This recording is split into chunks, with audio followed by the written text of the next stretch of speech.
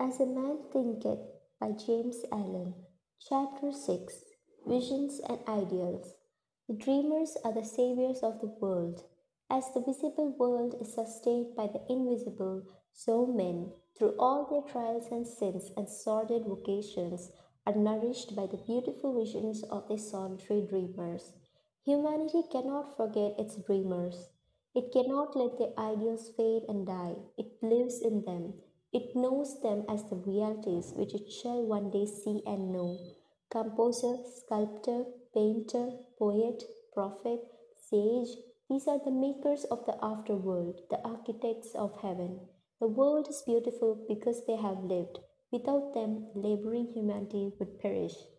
He who cherishes a beautiful vision, a lofty ideal in his heart, will one day realize it. Columbus cherished a vision of another world and he discovered it. Copernicus fostered the vision of multiplicity of worlds and a wider universe and he revealed it. Buddha beheld the vision of a spiritual world of stainless beauty and perfect peace and he entered into it. Cherish your visions, cherish your ideals, cherish the music that stirs in your heart, the beauty that forms in your mind, the loveliness that drapes your purest thoughts, for out of them will grow all delightful conditions, all heavenly environment. Of these, if you but remain true to them, your world will at last be built. To desire is to obtain, to aspire is to achieve. Shall man's basest desires receive the fullest measure of gratification, and his purest aspirations starve for lack of sustenance? Such is not the law. Such a condition of things can never obtain, ask, and receive. Dream lofty dreams, and as you dream, so shall you become. Your vision is the promise of what you shall one day be. Your ideal is the prophecy of what you shall at last unveil. The greatest achievement was at first and for a time a dream. The oak sleeps in the corn, the bird waits in the egg, and in the highest vision of the soul a waking angel stirs. Dreams are the seedlings of realities. Your circumstances may be uncongenial, but they shall not long remain so if you but perceive an ideal and strive to reach it. You cannot travel within and stand still without.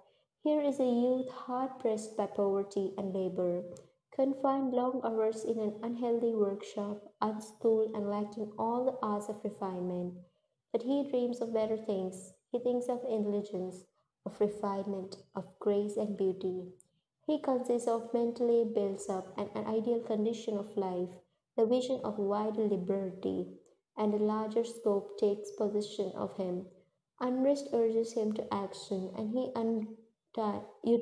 utilizes all his spare time and means, small though they are, to the development of his latent powers and resources. Very soon, so altered has his mind become that the workshop can no longer hold him. It has become so out of harmony with his mentality that it falls out of his life as a garment is cast aside, and with the growth of opportunities which fit the scope of his expanding powers, he passes out of it forever. Years later, we see this youth as a full grown man. We find him a master of certain forces of mind which he wields with worldwide influence and almost unequaled power. In his hand, he holds the core of gigantic responsibilities.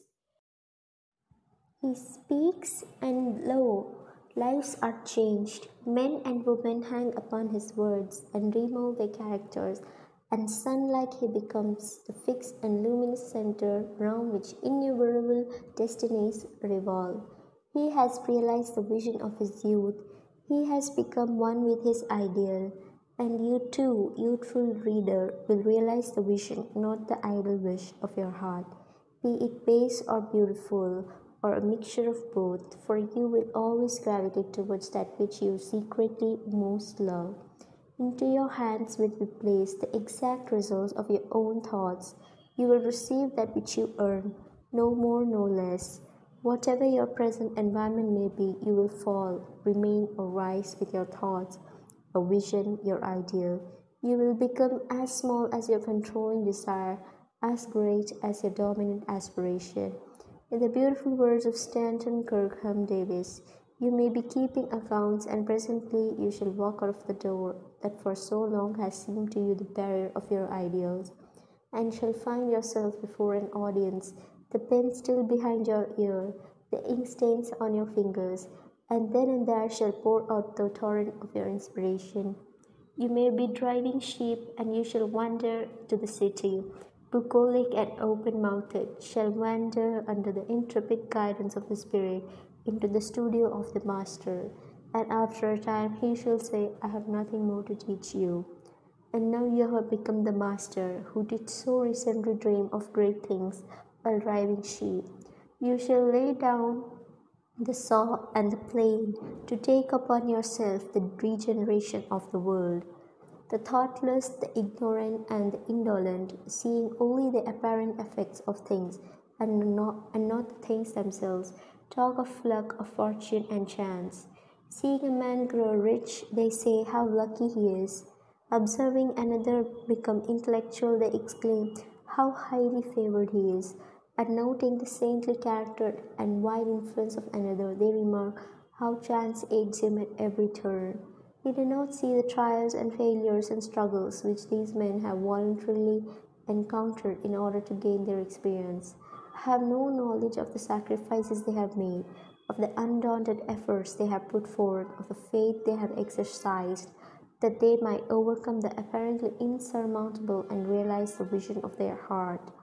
They do not know the darkness and the heartaches, they only see the light and joy, and call it luck, but do not see the long and arduous journey, but only behold the pleasant goal and call it good fortune. Do not understand the process, but only perceive the result and call it chance.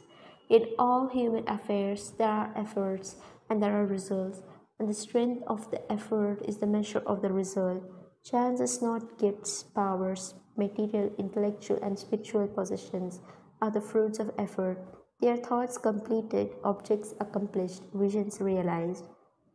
The vision that you glorify in your mind, the ideal that you enthrone in your heart, this you will build your life by, this you will become.